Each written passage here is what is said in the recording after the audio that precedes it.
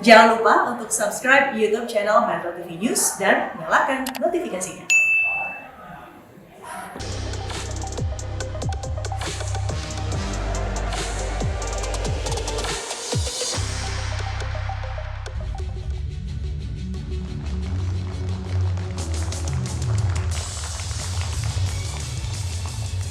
Selamat malam pemirsa, ekonomi Indonesia terancam gagal untuk tinggal landas menjadi negara maju dengan berbagai tantangan yang saat ini tengah kita hadapi.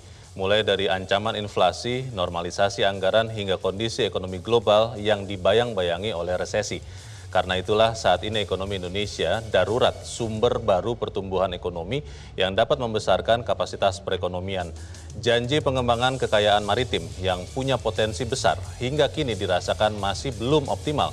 Namun, apakah potensi kekayaan laut Indonesia itu cukup untuk mengantarkan Indonesia untuk tinggal landas?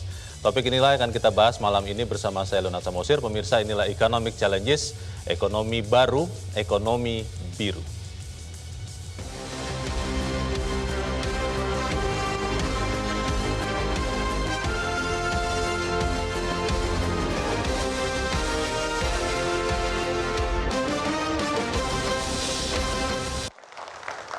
Dan malam ini telah hadir di Grand Studio Metro TV bersama kita 4 orang narasumber. Yang pertama adalah Ketua Tim Pelaksana Unit Kerja Menteri Kelautan dan Perikanan, Anastasia Rita Tisyana. Bu Ana, selamat malam. Kemudian juga telah hadir bersama kita Rektor Universitas Padjadjaran atau UNPAD, Rina Indiastuti. Bu Rina, selamat malam. Telah hadir juga bersama kita Penasihat Menteri Lingkungan Hidup dan Kehutanan Bidang Perubahan Iklim, Sarwono Kusuma Atmaja. Pak Sarwono, selamat malam. Dan juga nanti bersama kita hadir dari luar studio Ketua Umum Kadin, Arsyad Rashid. Dan sebelum kita mulai diskusi malam ini, mari kita simak ulasan berikut ini.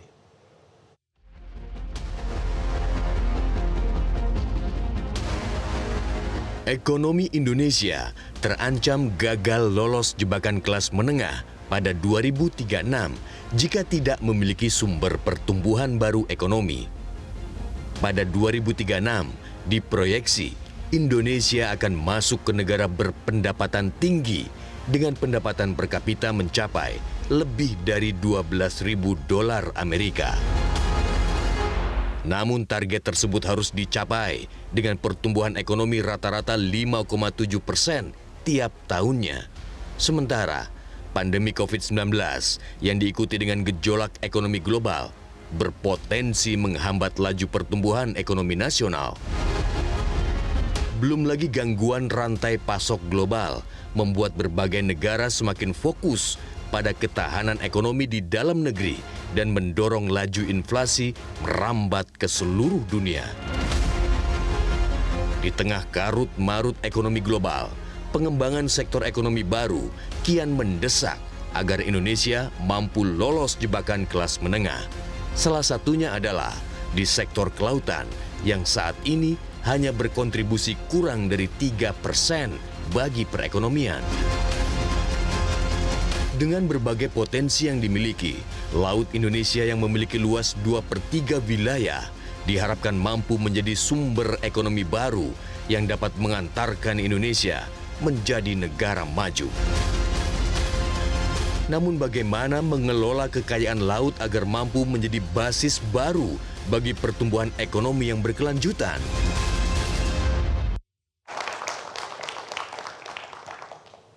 Saya ingin langsung bertanya ke Ibu Rina. Bu Rina, saat ini kita menghadapi banyak sekali ketidakpastian ya Bu. Kita melihat kondisi geopolitik, geoekonomi itu serba tidak pasti. Kita masih berjuang untuk memulihkan diri dari COVID. Kemudian kita melihat ada ketegangan antar negara-negara besar. Masih ada perang Rusia-Ukraina. Lalu kita melihat juga kelas menengah atau golongan menengah di Indonesia ini cukup besar. Apakah kita masih punya harapan, Bu, untuk kemudian ada pertumbuhan atau sumber-sumber baru untuk pertumbuhan ekonomi? Ya, baik Mas Leo, selamat malam. Kita harusnya begitu ya, cepat bangkit. Kita tahu kemarin pandemi COVID-19, 2,5 tahun lebih ya. Lalu pemulihan ekonomi berjalan, tapi kita sangat paham pertumbuhan ekonominya kan lambat ya. Nah, padahal dari target pertumbuhan ekonomi misalnya tahun 2022 itu kan 5,2%, Yeah. tahun 2023 5,3%, capaiannya kan di bawah 4%. Nah artinya apa? Bangkitnya itu harus lebih cepat plus mencari peluang baru. Nah, peluang baru itu kita punya karena sumber daya alam kita yang sangat luas. Yeah. Laut adalah salah satunya dengan kandungan laut di dalamnya, bukan hanya sumber bukan hanya pangan, tapi dia bisa juga bahan farmasi, kesehatan, juga olahan makanan. Yeah. Jadi ke depan kalau kita alami krisis pangan, ini bisa menolong juga ya. Jadi itu adalah sumber pertumbuhan baru kalau menurut saya. Sumber pertumbuhan baru ekonomi dari laut yang tadi kita bilang adalah ekonomi biru itu, Bu Ya, Dina. betul. Apakah memang bisa dengan cepat juga kita olah, kita pakai supaya kemudian kita tidak hanya bersandar atau mengandalkan daratan, atau memang butuh waktu akhirnya ekonomi biru ini menjadi prioritas yang kesekian? Bagaimana, Ya, Bu Dina? jujur memang perlu waktu. Kita bisa bayangkan lautan yang begitu luas, dalamnya begitu dalam, Iya, pasti kita harus cermat ya. betul. Nah, yang kami usulkan itu adalah sebetulnya bagaimana pendekatan atau strategi itu. Pertama bahwa laut punya potensi ekonomi, yes. Bahkan World Bank itu memprediksikan nilai ekonomi perikanan kita itu 27 billion US dollar. 27 miliar dolar? Ya, itu setara hampir 370 triliun ya. Oke. Kalau kita potensinya kita gali dan menciptakan lapangan pekerjaan 7 juta. Oke. Dan dijanjikan kalau kita olah dengan baik krisis pangan bisa kita atasi karena kalau didorong sumber pangan adalah berbasis protein ikan, maka itu salah satu diversifikasi pangan yang bagus. Jadi itu antara lain. Jadi sebetulnya perlu waktu, tetapi kita harus optimis. Nah sekarang caranya bagaimana? Nah sekarang kesempatan. Satu adalah kita punya sumber daya manusia, lalu kita eranya digital. Betul. Lalu kemudian juga kita belajar dari negara lain bahwa R&D dan inovasi menjadi salah satu cara. Kunci ya? Kunci. Karena kalau kita tidak sandingkan dengan itu semua, kalau hanya konvensional kita ambil olah, tampaknya akselerasinya nggak mungkin ya. Jadi kami menawarkan adalah sebetulnya ekonomi biru yang sekali lagi potensinya di laut, tetapi bagaimana kita mengekonomisasikan itu dengan digital tadi. Baik. Gitu. Pak Sarwono, kalau melihat kondisi ekonomi sekarang, Pak, kan kita sering disebut negara agraris. Walaupun Pak Jokowi kita ingat betul di dalam pidato di awal pemerintahan periode kedua mengatakan tidak mau lagi memunggungi laut. Benar-benar 2/3 laut itu akan diolah. Kalau melihat kondisi sekarang, seberapa urgent untuk pemerintah, Pak, mencari sumber baru pertumbuhan ekonomi yang kita lihat ada potensinya di ekonomi biru ini? Jadi begini, Bung Leo ya. Iya. Seringkali apa yang kita bicarakan hari ini itu merupakan kepanjangan dari apa yang kita pernah bicarakan 3 tahun yang lalu, katakanlah begitu ya. Oke. Nah, tapi sayangnya selama 3 tahun ini begitu banyak perubahan yang terjadi, sehingga kita mesti bikin skenario baru sebetulnya. Nah, apa sih yang terjadi? Tadi yang disebut oleh Bung Leo sendiri itu sudah disebut ya, ada pandemi, gitu, ada konflik. Saya tambahkan lagi ada percepatan perubahan iklim. Di samping itu juga ada kemajuan pesat dalam penggunaan teknologi digital yang tidak hanya bermanfaat, tapi juga ada mudaratnya juga gitu ya. Ada mudarat ya? Oke. Nah ini yang tidak terbaca 3 tahun yang lalu. Jadi kalau mau lihat ke depan sekarang, kita harus baca sejak titik ini. Tapi masalahnya apa? Biar kata kita mikir keras dan cerdas, gak akan kebaca. Tidak akan? Tidak akan terbaca. Oh. Kita ini dalam keadaan tidak tahu apa yang akan terjadi ya dengan dunia yang kita huni ini. Oke. Nah kondisi ini yang dalam bahasa asingnya sering disebut sebagai kondisi VUCA. Yes. ya, volatile, Iya. bergejolak gitu ya, Uncertain. gitu, kemudian kompleks, Yes. kompleks itu ruwet lah ya, Iya. dan juga ambiguous, tidak berbentuk. Nah, itu orang-orang yang sering ngomongin ini tuh akhirnya mentok juga dengan istilah VUCA itu. Oke. Mereka keluarkan istilah lain yang lebih serem, namanya BANI. BANI itu singkatan dari brittle itu mudah patah. Iya. Gitu. A-nya tuh anxious, Iya. bikin Gelisah. bikin gelisah, bikin tidak tentram gitu. N itu adalah apa ya N tuh? Iya. Jadi semua Non-linear. ini- Oh, oke. Tidak linear. Iya, Jadi iya. tidak Non-linear, runtut. iya. Nah, I-nya tuh incomprehensible. Nah, jadi menurut saya dalam situasi seperti ini, Baik. kita harus menajamkan diri untuk berfokus pada apa yang hal-hal yang esensial bagi kehidupan manusia yang harus kita perhatikan gitu. Baik. Kalau saya sih ngitungnya cuma 3, Iya. itu makanan, gitu, air, Oke. energi, Baik. gitu. Iya. Dan apa hubungannya dengan ekonomi biru ini?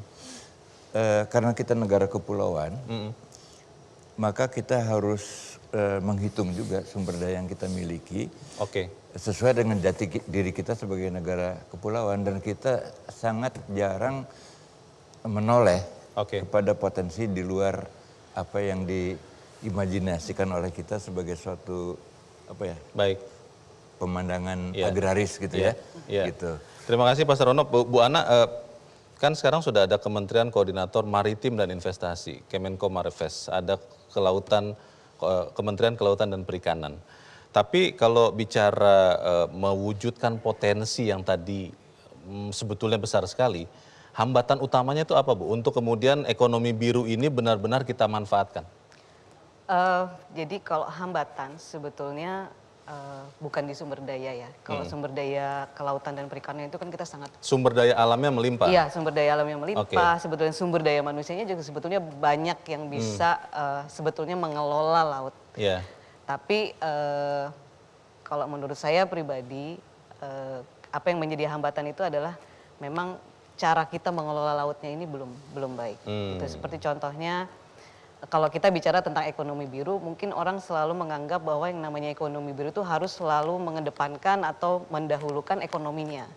Tapi kita sering lupa bahwa ekonomi itu juga sering menyebabkan ekologi itu rusak. Iya. Ya kan, ekosistemnya rusak. Merusak Jadi, alam, ya.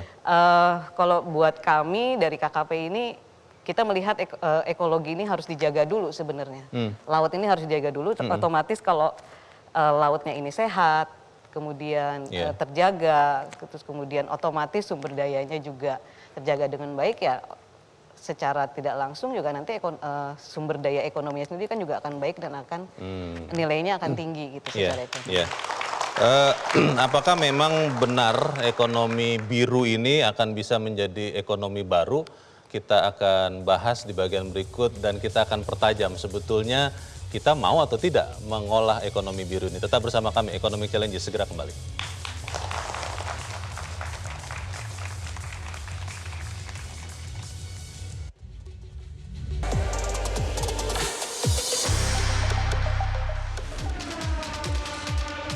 Kebijakan ekonomi biru harus menopang pembangunan ekonomi Indonesia. Berbagai terobosan terus dilakukan oleh Kementerian Kelautan dan Perikanan. Kita telah fokus bekerja untuk mengatasi aksi pencurian ikan, menjaga laut kita, dan hasilnya kita lihat sudah nampak. Selain kelestarian lingkungan yang terjaga, stok nasional ikan kita juga meningkat drastis dari 6,5 juta ton menjadi 12,5 juta ton. Ini harus kita lanjutkan terus, tetapi kita juga tidak boleh berhenti sampai di situ. Stok ikan banyak, maka industri perikanan nasional kita juga harus semakin meningkat dan berkembang. Artinya kesejahteraan nelayan kita juga semakin baik.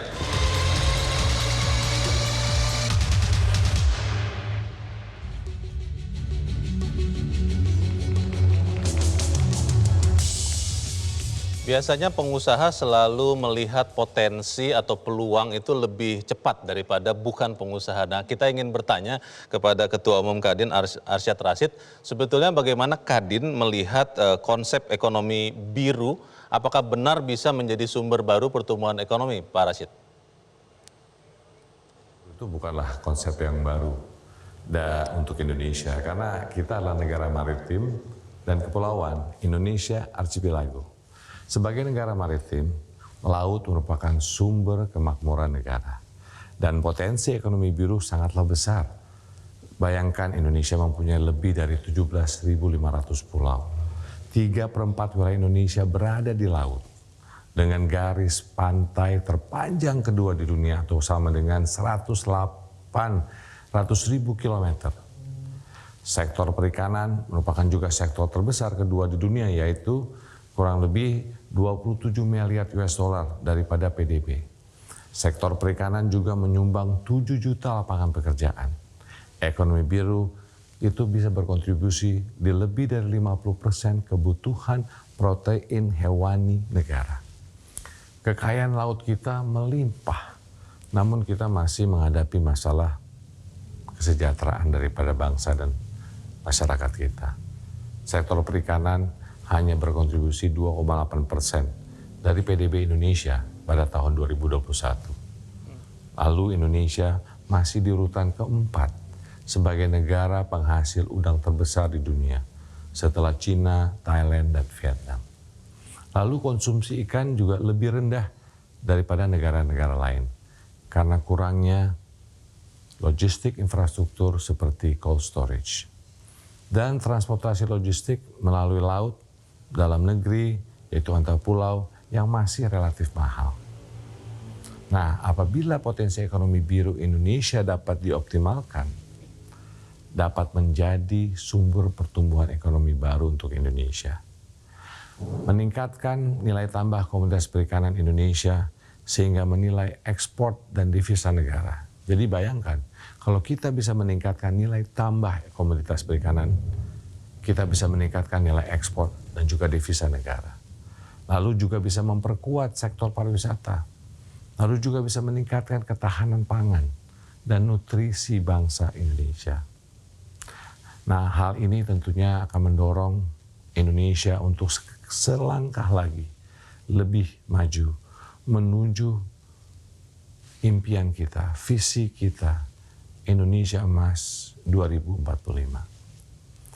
Lalu membantu Indonesia juga untuk keluar dari jebakan pendapatan menengah ataupun middle income trap untuk menjadi negara maju yang sejahtera, makmur, dengan pendapatan per kapita di atas 12.700 US dollar pada tahun 2035 dan harapannya, dan kita harus pastikan bisa di atas 27.500 US dollar pada tahun 2045.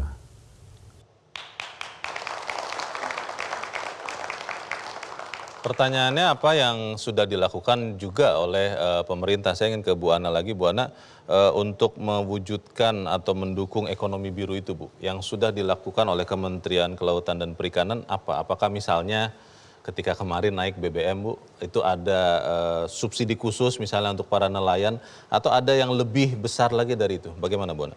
Iya, mungkin kalau BBM, ya kami ada program khusus nanti kerjasama dengan Kementerian BUMN ya nanti untuk subsidi nelayan, tapi sedang kami dalam proses proses pembicaraan, diskusi sebaiknya seperti apa, karena tapi cepat ya urusan ya mudah-mudahan dalam segera bisa ini. Nah, kemudian ada sebetulnya kalau untuk ekonomi biru KKP ini kami punya 5 program strategis. Jadi 5 program strategis, yang pertama seperti yang sudah saya sampaikan tadi di awal, kami itu ingin menjaga ekosistemnya dulu.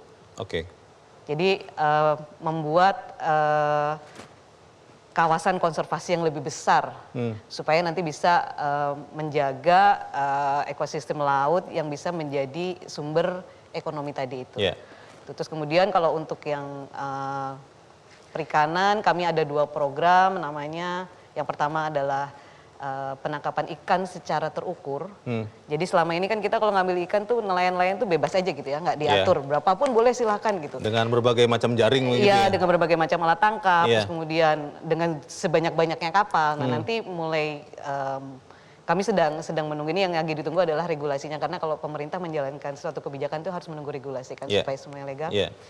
Itu nanti nelayan itu atau pengusaha atau pelaku usaha untuk menangkap ikan itu nanti akan dibatasi berapa jumlah ikan yang boleh ditangkap untuk menjaga supaya populasi ikannya tetap terjaga. Itu nelayan dari Indonesia saja atau nelayan dari luar juga masih boleh masuk? Dari Indonesia aja. Dari luar sudah tidak boleh masuk ya? Dari luar tidak. Oke. Kalau dari luar tidak. Jadi tapi kami juga mengundang investor gitu untuk untuk bisa nanti berinvestasi di Indonesia karena gini, karena kan selalu yang dibicarakan adalah masalah nelayan harus sejahtera, nelayan harus sejahtera. Tapi kondisi ekonomi pemerintah juga tidak memungkinkan untuk membiayai semua bagaimana mengolah laut ini gitu. Nah, gimana caranya? Jadi kita mengundang investor. Nanti investor ini kan dia harus membayar pajak kepada negara. Nah, pajak yang dari investor itu atau yang dari investasi pajak kepada pemerintah itu yang nanti kami harapkan dari KKP itu bisa dikelola untuk untuk mengelola laut lagi gitu. Nah, selain penangkapan ikan tadi nanti nelayan itu harus meminta kuota lah. Nah, jadi ini namanya penangkapan ikan secara terukur berbasis kuota. Jadi harus meminta kuota berapa ikan yang boleh mereka tangkap. Itu yang pertama. Terus kemudian yang kedua nanti perikanan budidaya kami juga mengatur supaya budidayanya ini lebih ramah lingkungan, Terus kemudian juga melihat ikan-ikan yang ekonomis tinggi yang bisa dibudidayakan itu apa gitu. Dan kami berharap supaya budidaya ini nanti bisa lebih ditingkatkan agar penangkapan ikan itu juga berkurang gitu. Karena kan harus menjaga populasi ikan kan.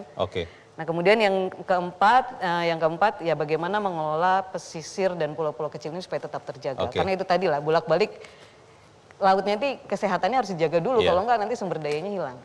Yang terakhir bagaimana kita mengelola sampah yang dibuang ke laut. Limbah ya.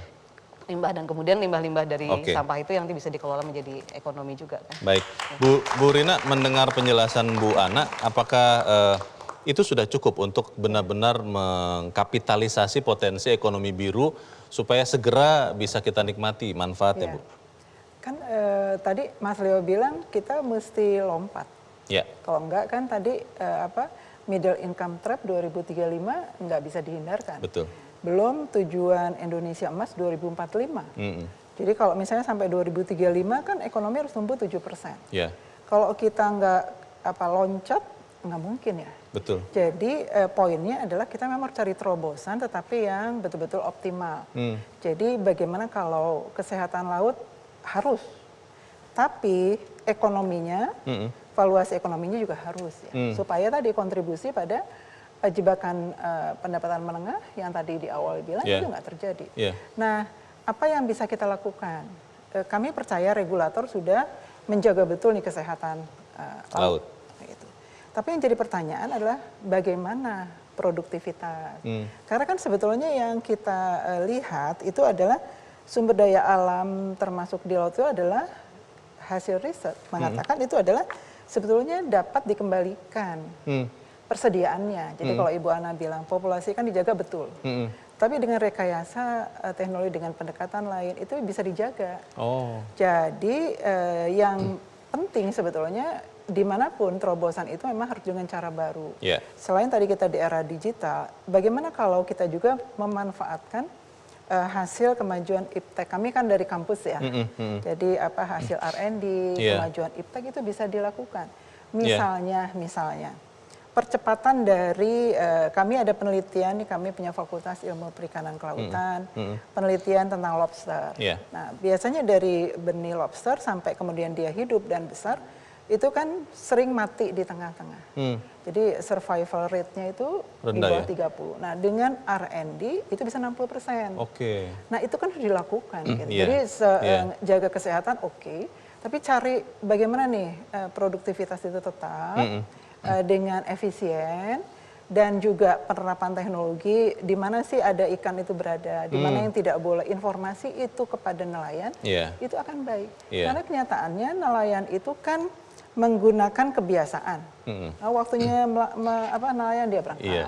Sampai sana tiba-tiba cuacanya turun, nggak dapat ikan. Betul. Dia bilang, aduh kita rugi nggak dapat apa-apa. Iya. Nah dengan bantuan sistem informasi, teknologi, hasil riset itu semua bisa bisa direkayasa. Itulah terobosan Mas Leo.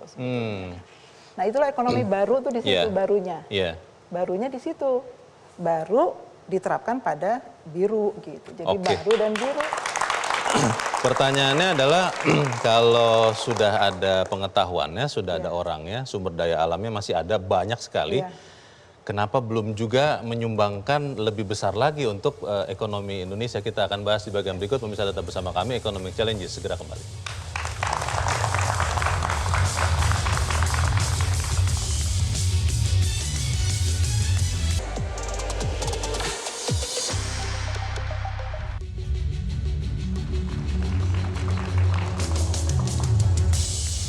Terima kasih Mirsa, Anda masih bersama kami di Economic Challenges.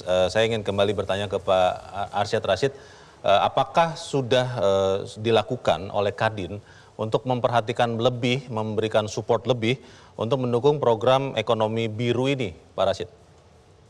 Nah, saat ini Kadin mendorong pelaku usaha ekonomi laut, termasuk perikanan, budidaya, perairan, agar dapat berkembang dengan meningkatkan produktivitas dan membuka peluang bagi pelaku usaha perikanan, khususnya usaha mikro, kecil, dan menengah ke pasar ekspor.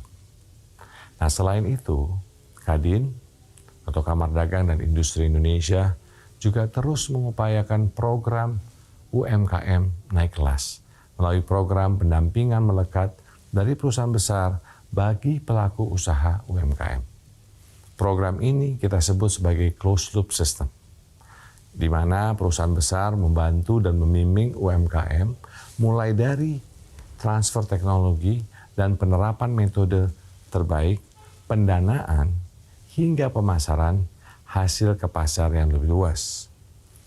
Di samping itu, Kadin bersama Kementerian KKP sedang juga menindaklanjuti MOU atau nota kesepahaman dalam upaya mendorong pertumbuhan usaha sektor kelautan dan perikanan berbasis ekonomi biru di Indonesia dengan menciptakan iklim usaha yang kondusif dan meningkatkan investasi, terutama dalam pembangunan infrastruktur ekonomi biru di Indonesia, termasuk pariwisata dan infrastruktur logistik cold storage. 2 program digitalisasi di Kadin.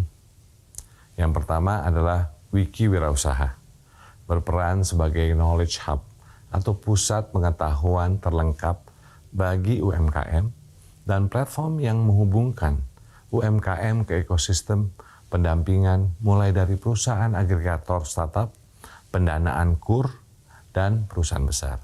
Nah, untuk startup seperti e-fishery dan Aruna yang bergerak di sektor perikanan dan kelautan tergabung juga dalam program ini. Lalu yang kedua, kami namakan Kadin Tech Hub, platform yang mempertemukan perusahaan memiliki masalah dengan orang-orang yang dapat melakukan pengembangan solusi atas permasalahan yang telah disampaikan.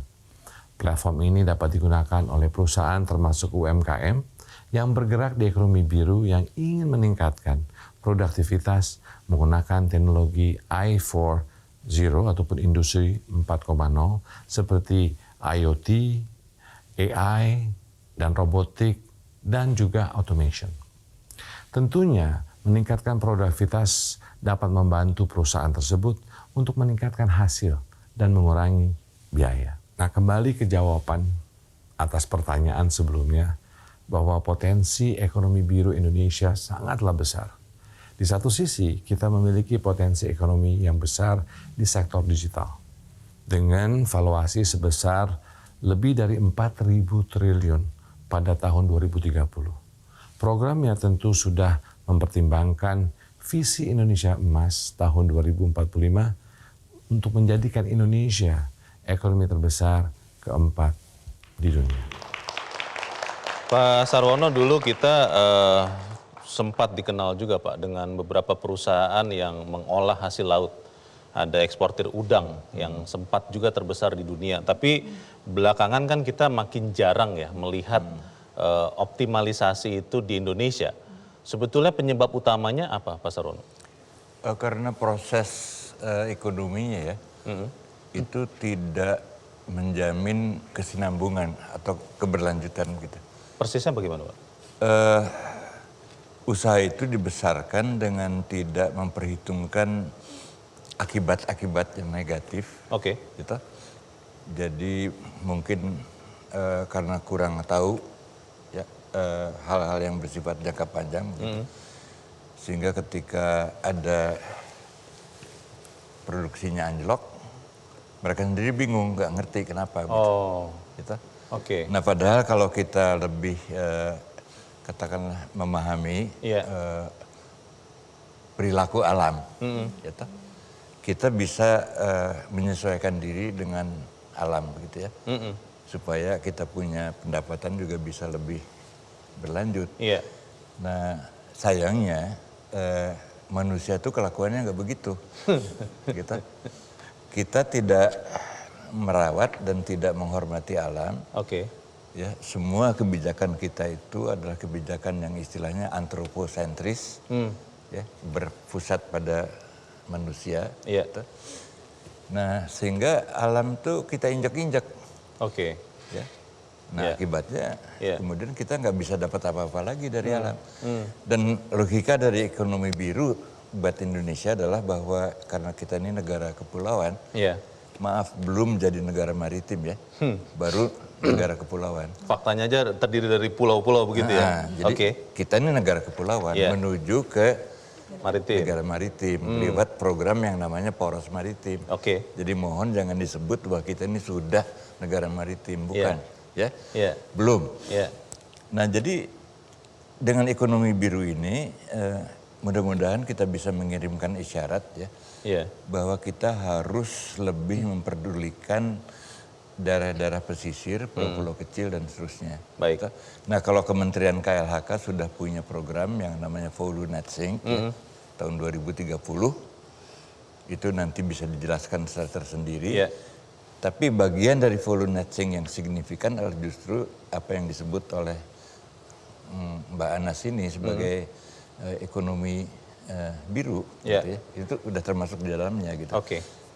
Dan sasarannya apa? Sasarannya adalah supaya rakyat kita ini bisa hidup dengan menjamin komoditi dasar yang mau nggak mau kita mesti punya kok gitu. Apa itu? Ya makanan, air, energi. Oke. Bu Ana, saya ingat di periode pertama Pak Jokowi ya, kita sangat ingat dengan jargon tenggelamkan.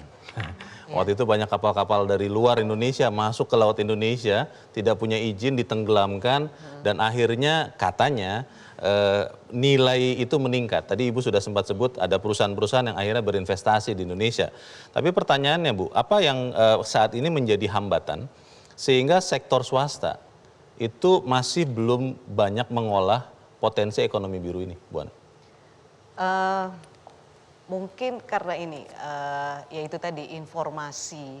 Jadi memang informasi tentang seharusnya atau potensi-potensi apa sih gitu yang bisa dikelola atau yang bisa dikelola untuk sebagai sumber ekonomi, untuk sebagai sumber investasi. Selama ini kan orang hanya taunya ngambil ikan. Padahal turunan dari hanya sekedar mengambil ikan setelahnya, proses setelahnya, sesudahnya. Pasca produksi, terus kemudian bagaimana infrastrukturnya itu dan sebagainya itu mungkin belum menjadi perhatian atau mungkin informasi yang didapatkan juga kurang. Tapi sebetulnya peta potensi itu sudah ada belum Bu? Maksudnya katakanlah misalnya saya terus terang awam dengan laut ini Bu. Ikan kakap merah itu ada di mana? Ikan ada, tuna itu ada banyak di mana? Itu sudah ada? Sudah ada, di kami ada. Jadi kami sekarang juga ya jadi mungkin memang itu tadi informasinya mungkin belum tersampaikan dengan baik. Jadi makanya kenapa sekarang KKP itu juga kami sedang membangun yang namanya kalau kami menyebutnya sebagai comment center. Comment center itu nanti semua data yang terkait dengan laut baik perikanan maupun sumber-sumber daya ke laut. Kan sumber daya laut itu nggak hanya ikan kan, banyak yang lain. Itu nanti akan terintegrasi di dalam satu sistem itu. Oke. Jadi nanti tidak hanya mapping mengenai potensi sumber daya, tapi juga nanti bisa dilihat misalnya kapal apa dari perusahaan apa, dia menangkap ikan apa, terus kemudian memproduksi berapa. Sudah bisa terpetakan begitu ya? Iya, nanti bisa terpetakan juga. Terus mana daerah yang sebaiknya bisa, misalnya kalau budidaya, mana yang sebaiknya yang bisa digunakan untuk budidaya, mana yang tidak, mana yang warnanya kalau misalnya lampu merah, hijau, biru gitu, mana yang masih bisa, mana yang sudah tidak boleh lagi, itu nanti akan ada seperti itu. Oke, akselerasi Bu Rina untuk yang tadi disampaikan Bu Ana, sudah tahu, sudah ada data, tapi swasta mungkin belum banyak yang tahu. Peran dari kampus itu bisa melakukan apa, Bu? Ya, kalau kami kampus itu sebetulnya melakukan tadi R&D itu sudah, cuma skala kecil. Yang kami harapkan kan ini di ekonomi, di scale up, sehingga jadi industri. Nah, misalnya tadi lobster seperti itu. Nah, ini contoh sederhana aja, begitu ada hasil penelitian bahwa lobster itu tingkat hidupnya lebih panjang, itu industri akan datang. Jadi informasi yang dimaksud adalah selain tadi Bu Ana bilang informasi mapping di mana ada ikan tuna dan itu lengkap sudah. Tapi yang berikutnya mereka kan bicaranya ini visible nggak sih gitu. Nah, profitable apa tidak? Nah, gitu kira-kira. Jadi memang harus diberikan satu semacam model-model kelayakan bisnis. Nah, contoh tadi, hasil R&D lobster ini ternyata survival rate-nya tinggi. Itu bahkan langsung pengusaha datang ke kami. Bisa nggak ini dihasilkan lebih banyak lagi? Nah, jadi itu contoh simple.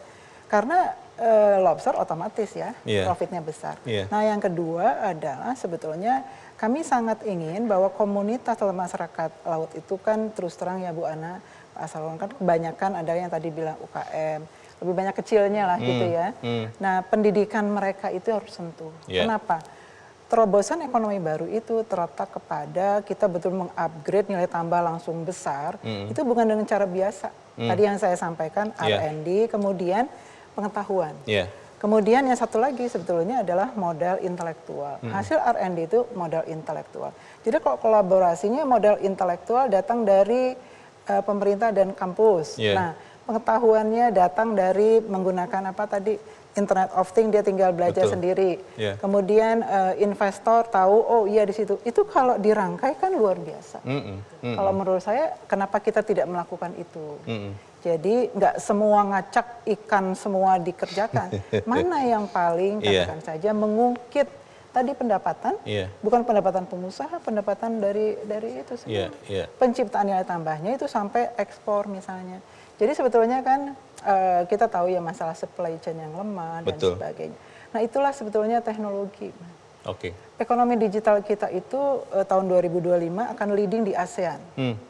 Nah, jangan sampai Vietnam tuh cepat betul kan penciptaan nilai tambah dari ikan laut. Kita yang begitu banyak lambat. Padahal digital kita jalannya cepat. Lalu R&D kita juga banyak. Nah, ini merajutnya sama-sama. Baik. Gitu, masalahnya di hari-hari terakhir ini kalau Anda pemirsa datang ke pasar cari ikan agak susah. Kalau ketemu pun mahal. Kalau nelayan atau pedagang bilang susah nih karena laut sangat tidak jelas. Apa kita kemudian menyerah pada keadaan ini? Tetap bersama kami, Economic Challenges segera kembali.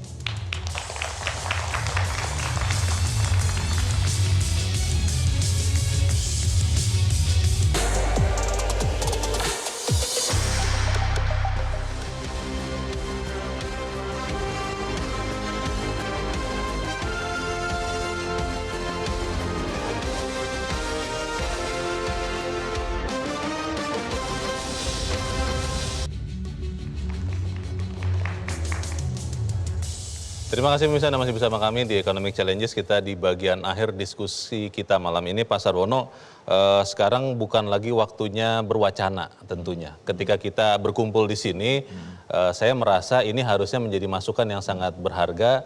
Bu Ana nanti bisa bawa kepada menterinya dan kepada pemerintah. Tapi pertanyaannya Pak, apa yang harus diprioritaskan oleh kita semua menurut Anda untuk membuat ekonomi biru ini tidak lagi hanya jadi rencana, bukan hanya lagi sebatas pidato, tidak lagi mau memunggungi laut, tapi benar-benar ya menghadapi laut dan untung karenanya. Bagaimana Pak? Jadi kalau kita perhatikan ya, apa yang sedang dikerjakan oleh banyak orang, sebetulnya apa yang menjadi unsur ekonomi biru itu sedang dikerjakan di mana-mana. Sedang dikerjakan? Sedang.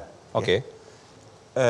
Cuman masalahnya adalah kita harus bisa membuat orang melihat itu, gitu, dan memahami apa maknanya. Dan inilah salah satu cara ya kita membuat orang mengetahui potensi ekonomi biru itu. Jadi Pak, strategi komunikasinya harus bagus, gitu ya.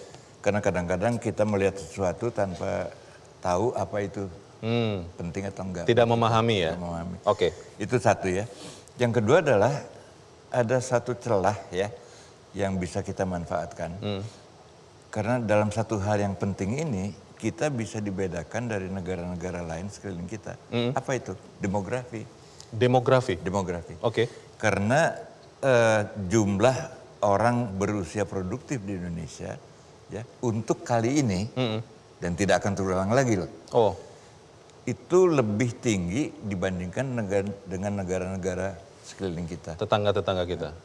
Dibandingkan Korea Selatan, Jepang, China, mereka udah melewati itu semua. Kita sedang masuk ke situ, di mana populasi kita adalah dalam usia produktif.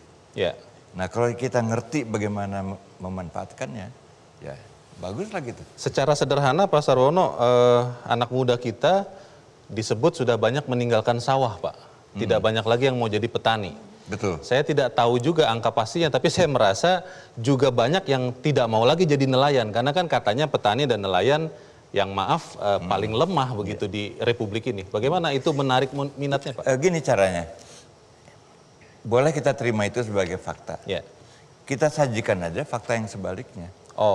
Di mana kita melihat anak-anak muda itu bertani dengan cara-cara yang baru. Di mana mereka memproduksi ikan, budidaya atau tangkap juga dengan cara-cara baru. Pakai teknologi juga. Pakai teknologi juga. Jadi strategi komunikasinya harus diarahkan kepada fakta bahwa sebagian bangsa kita ini sedang berubah ke arah yang lebih baik. Gitu. Jadi ekonomi biru ini tidak hanya jadi wacana saja ya Pak Sarwono tapi dibuktikan. Dan kita harus aktif membuktikannya dengan strategi komunikasi yang tepat, gitu. Sehingga orang kemudian timbul keyakinannya bahwa mereka tuh bisa membawa perubahan tidak hanya untuk bangsa ini, tapi untuk diri sendiri dan keluarganya. Begitu. Baik. Gitu. Terima kasih Pak Sarwono. Baik, terima kasih. Bu Ana, kalau melihat yang sudah dilakukan ya, saya sih optimis bahwa ini sebenarnya bisa dilakukan. Tapi apakah kendala tadi kemauan, political will, apakah kendala anggaran Bu? Ini saya yang tanyakan kepada Ibu, itu juga menjadi hambatan untuk kita benar-benar mengoptimalkan, mengkapitalisasi ekonomi biru ini? Kalau saya bilang iya. Iya? Iya, jadi kita negara seluas ini gitu ya, kan 70% dari luas wilayah Indonesia itu laut. Gitu laut, air ya? Tapi ya apa, pemerintah itu belum memberikan perhatian khusus untuk mengelola laut ini. Melalui itu tadi, melalui namanya penganggaran itu. Jadi KKP itu ya alokasi anggarannya masih dibilang boleh bilang kecil lah gitu. Baik. Ya, dan itu juga nggak mudah juga sih sebetulnya gitu ya.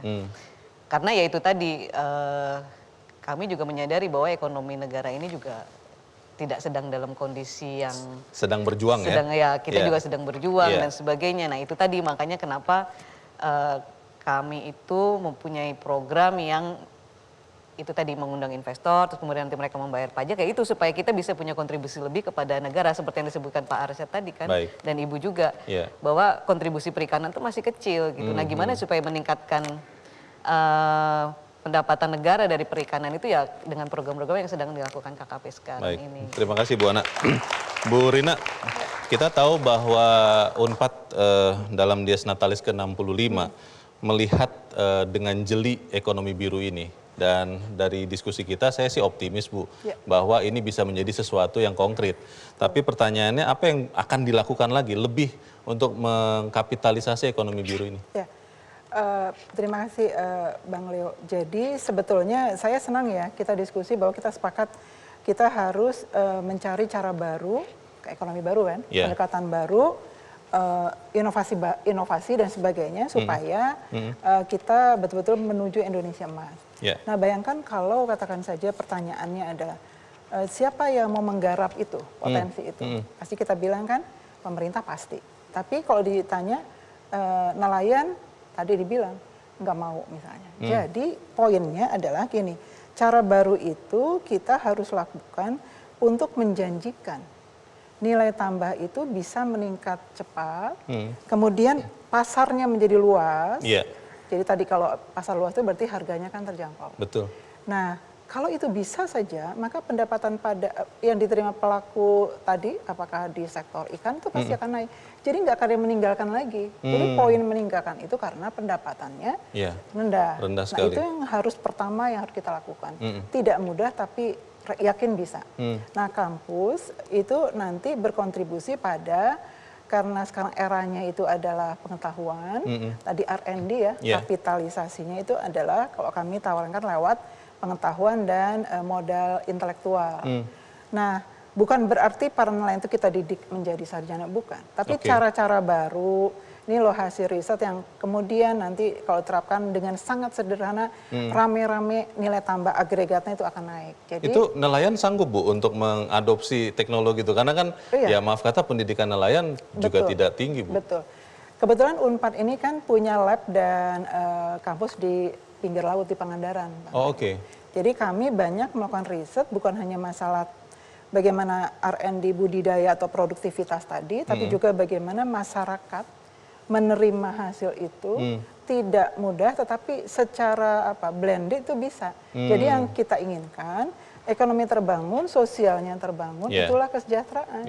Jadi betul-betul ekonomi biru dengan cara baru itu adalah kami yakin gitu, 7 juta lapangan kerja itu akan punya pendapatan yang layak. Nah itu middle income tadi jadi aman kan? Bayangkan Mas Bang Leo, kalau kita tahun 35 itu tadi disebut pendapatan per kapita yang diinginkan tahun 35 itu adalah 3 kali pendapatan per kapita hari ini. Kalau kita nggak lakukan terobosan yang bersama-sama, kolaboratif itu nggak mungkin. Baik, kita harapkan apa yang kita sampaikan di sini benar-benar bisa berkontribusi untuk ekonomi biru sebagai ekonomi baru. Saya berterima kasih kepada Bu Ana, Pak Sarwono, kepada Ibu Rina, dan juga kepada Pak Arsyad Rashid. Dan pemirsa, demikianlah akhir dari Economic Challenges malam ini. Mari kita wujudkan nenek moyangku seorang pelaut, itu bukan hanya dalam lagu. Saya Leonard Samosi berterima kasih, selamat malam, sampai jumpa.